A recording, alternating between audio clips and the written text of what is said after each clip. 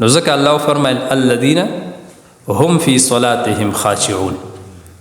مؤمنان هغه خلق دي چې دوی په خپلو منځونو کې عاجزي کوونکي دي.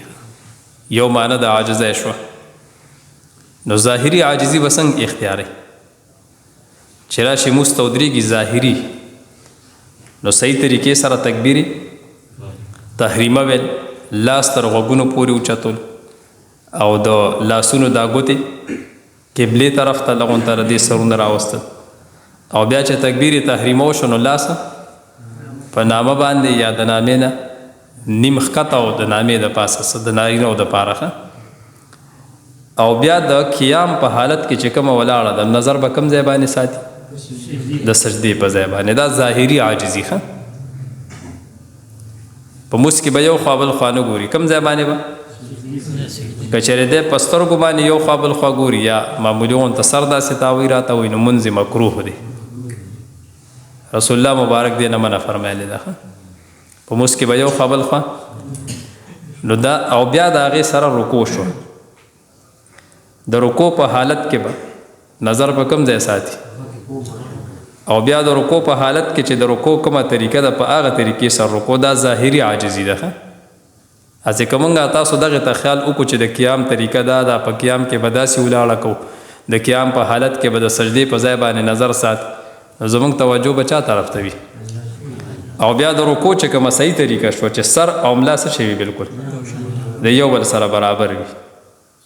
د رکوع طریقه دغه ده. دا به نه چې ملا څه شی وي اوچته شي سر پې ښکته شي، او یا سر څه پاتې شي اوچت پاتې شي او ملا ښکته پاتې شو. نو د رکوع په حالت کې به د خپو په دې ګوتو باندې څه ساتي؟ نظر ساتي. او بیا د رکوع نه اوچتېدل دي ظاهري، نو او به دروږي چې کم از کم ربنا لک الحمد پکې وویلی شي. او بیا د هغې نه بعد سجدې ته تګ د سجدې. نو د سجدې طریقه دا ده چې دا لاسونه به د غوږونو سره برابر وي. لاسونه به د څه سره برابر وي؟ د غوږونو سره برابر. دا به نه مخکې وي او نه به شاته وي. او بیا دغه لاسونه به دا څانګلې دا به د کوم ځای نه جدا وي؟ د سینې نه، او دغه رنګ یې د پتنانو وغیر نه به دا جدا وي.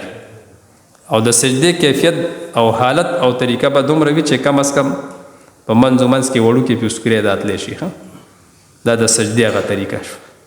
او د سجدې په حالت کې د شاته د ګوتو چې کومې دا د خپو چې کومې ګوتې دي نو هغه په ځمکه باندې پرتي.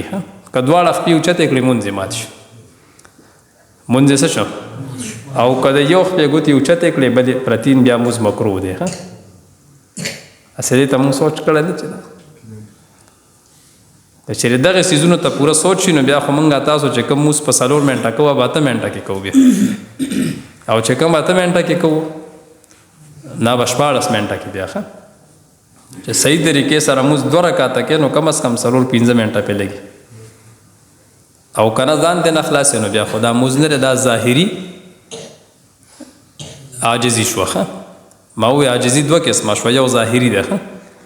او بیا د تشهد په حالت کې ناسته شو نو هم به ظاهري اعضا به برابرې. تشهد په حالت کې لاسونه کوم ځای باندې کېښودل؟ اتلالو باندې. او یو خپه ودرول او بله ملاستول. ملاست یې پای باندې ناسته کول شو.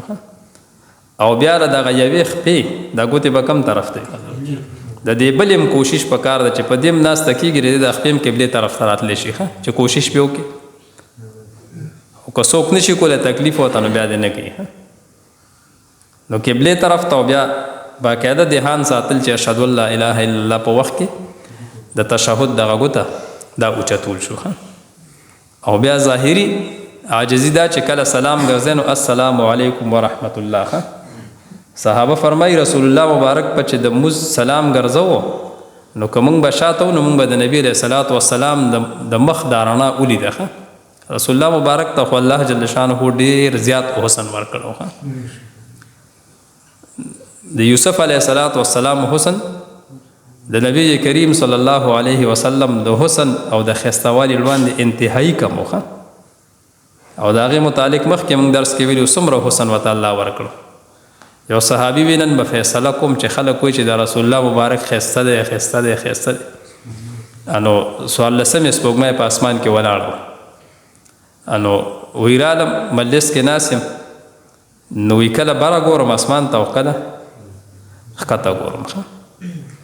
بار بار دغه کوم څو ځله اخره کې ستړی شوم، وی فیصله مې وکړه چې د اسمان کومه سپوږمۍ ده د هغې حسن انتهایي کم دی د ځمکې د سپوږمۍ نه چې رسول الله مبارک دی.